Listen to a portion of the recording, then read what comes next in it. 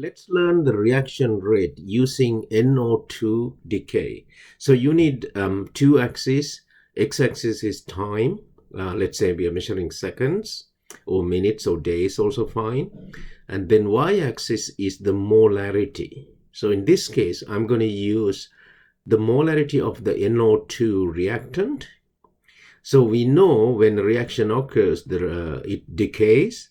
So you're losing the reactant little by little, so you can mark it as the trend, right? So that's the decay of NO2, and then there will be a few data points, so we can mark it, right?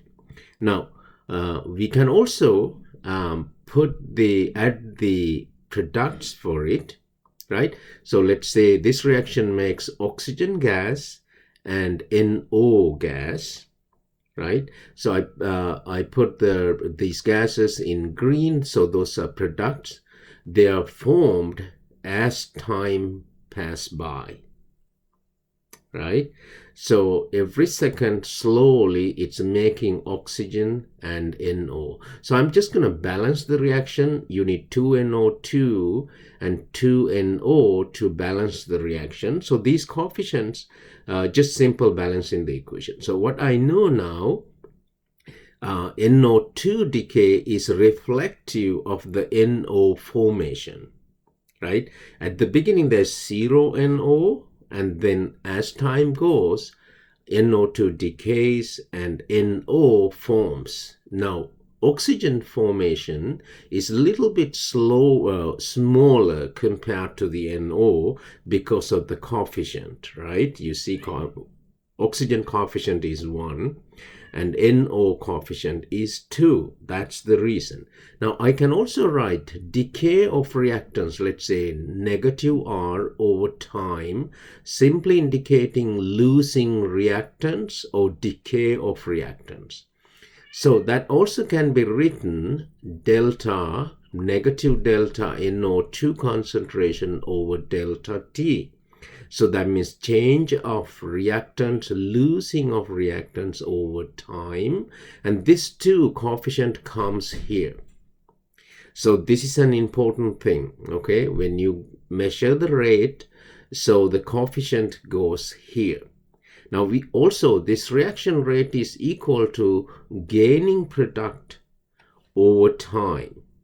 So our product here is oxygen. I could write plus change delta oxygen concentration over delta T. And my coefficient for oxygen is 1, so I don't have to write it. But look at this one, gaining delta change NO concentration molarity over delta T. But the coefficient 2 should be here. So that's how we write the rate for this reaction. So they're all same, and we will be getting only either reactant decay or the product formation over time, and then use the coefficient as I indicated in order to get the reaction rate for that particular temperature. Now there's another trick. You're probably not going to get the graph first. You might be getting tabulated data. If you do a lab, let's say time in seconds versus decay of reactants, in our case NO2 gas, right? Let's say hypothetically, if I take the time and the material amount, let's say this is, let's say we start with 1 mole of NO2, and then over time I can see on the graph it's decaying. So we could say it could be experimental data, right?